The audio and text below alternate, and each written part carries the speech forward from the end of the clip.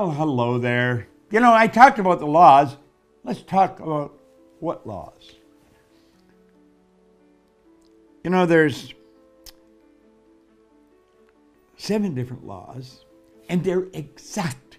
They never change. There's really only one, and then these are 7 subsidiary laws. But the one law is God is. That's it.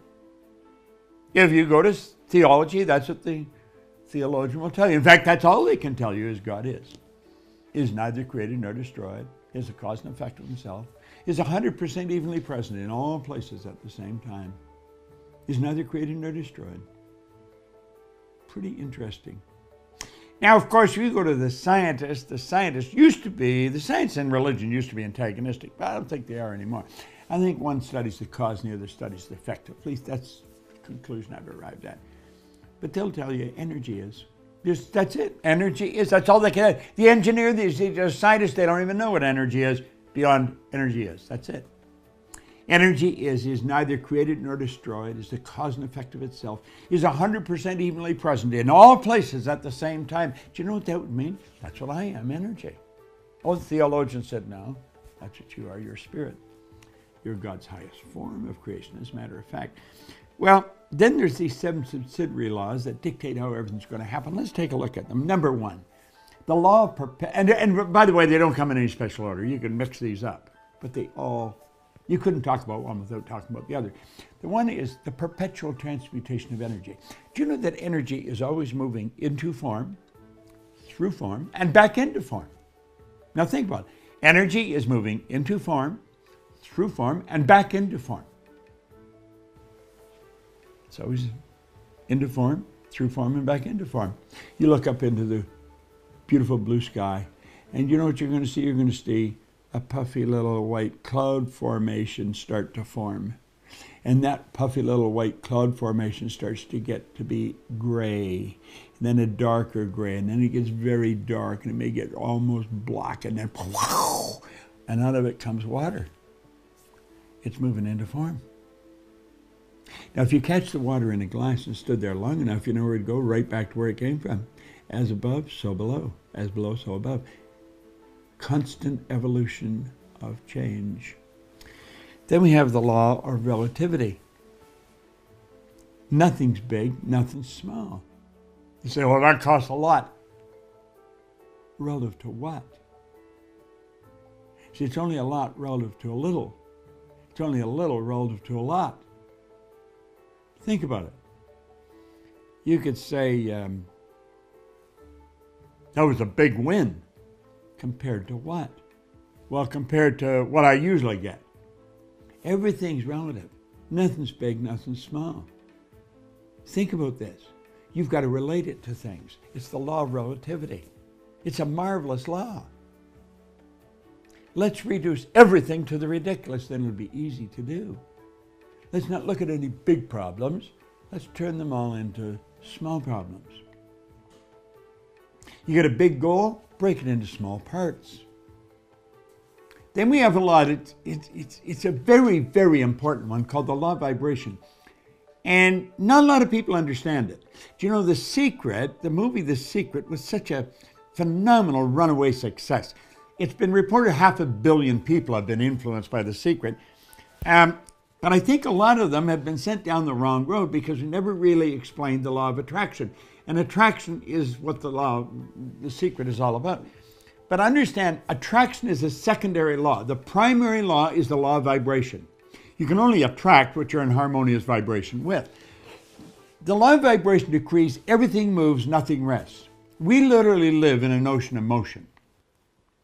And when we clearly understand that, we're going to be way ahead of the game.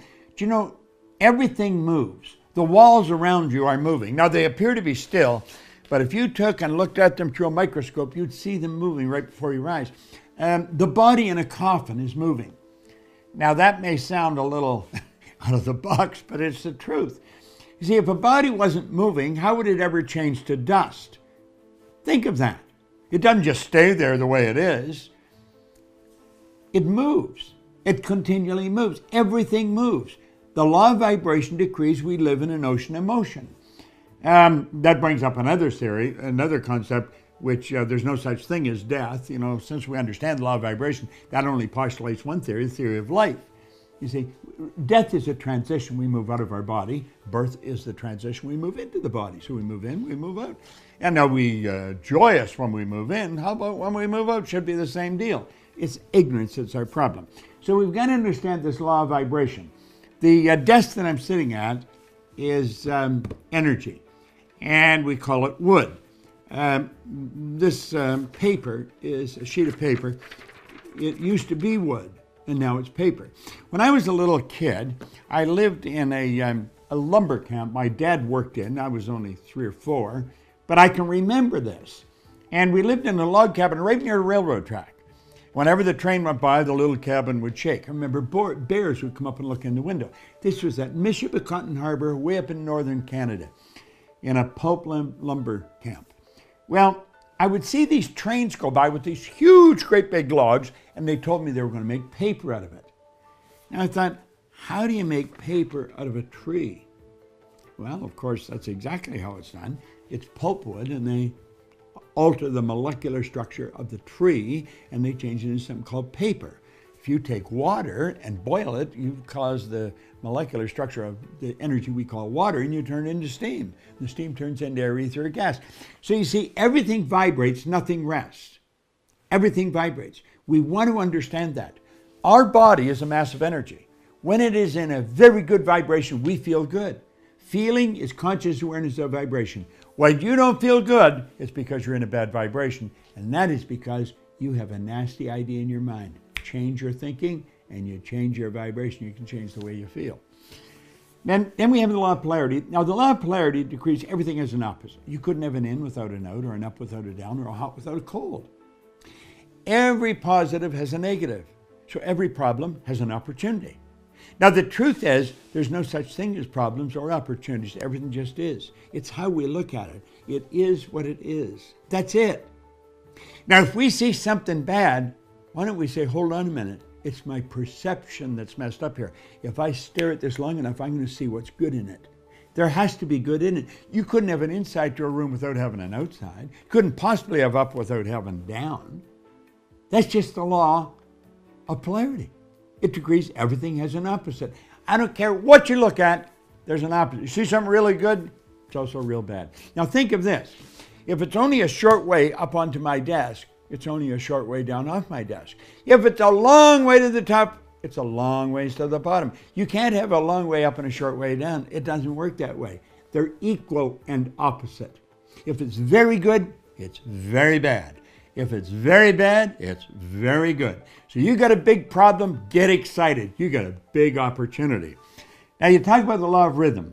I always say the Catholics understand that law better than the Protestants. But the law of rhythm is a law. We have a biorhythm. We go up and down. We live simultaneously on 3 planes. We're triune beings. We're spiritual, intellectual, and physical. Well, all 3 is on a rhythm cycle. And we have critical highs and critical lows. That's when all 3 parts of us are on a critical high, all 3 parts of us on a very low. Do you know there's airlines that will not let their pilots fly when they're on a critical low? They won't let them fly. They just ground them. You can have this charted. I have people come up and ask me questions sometimes. I know what they want to do. They want to chart my rhythm cycle. And I give them the dates and the things they want. But when they bring it to me, I don't pay any attention to it. I don't want to know that I'm on a low swing. I want to know that I am in control of me, and I don't care whether I'm on a low swing or a high swing. I don't even make it good, because I'm going to look for the good in it. So we understand that. There's that time of the month, you know. That's not just for the girls, that's for the boys too, because that is a rhythm cycle in life, and it affects all 3 parts. There's going to be parts when you're on a very high intellectually.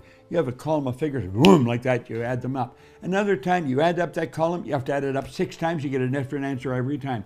You're on a low swing intellectually. There's sometimes when you're on a low swing emotionally. You walk down the street and nothing's going right. There's other days you walk down, you're skipping with the kids, you're singing with the birds, you're on a high. That's a rhythm process of life. Then we have cause and effect. I think it was Emerson, he said, Emerson said, the law of cause and effect is the law of laws. It's the law of laws. Everything has a cause and everything has an effect. Everything that happens to you, the happening is the effect. What causes it? We want to understand our attitude causes what kind of a day we have. If we have a bad attitude, we're going to have a bad day. We have a good attitude, we're going to have a good day. Cause and effect is a law of laws. Every cause has an effect. Now get this. Every effect then becomes a cause and sets up another effect. That's why we say there's a train of cause and effect, a train of causation. The more we understand this, the better off we're going to be. Then we have the law of gender. The law of gender decrees everything has both both male and female. And you couldn't have one without the other. You've got to have both to have anything. And the law of gender decrees that all seeds have gestation or an incubation period. I have a goal card in my pocket. I do. And that goal card has my goal written on it. But I know something. I'm guessing at the date. No one knows how long it takes to reach a goal. That is because the goal is an idea. An idea is a spiritual seed. If you plant a seed for a carrot around where I live, it takes approximately 70 days for that seed to bloom into a carrot. When a rose blooms, it takes a period of time for the rose is in full bloom. That's a gestation period. From the second the seed for the baby is planted, it takes approximately 280 days before the blessed thing happens. The baby is born. You see, every seed has a gestation or an incubation period. That's the law of gender. Now, I've just skipped over these. I would suggest you start to study them. And when you bring your life into harmony with them, everything in your world is going to start to change. I love to try and live by the law every day. I give it the best I've got.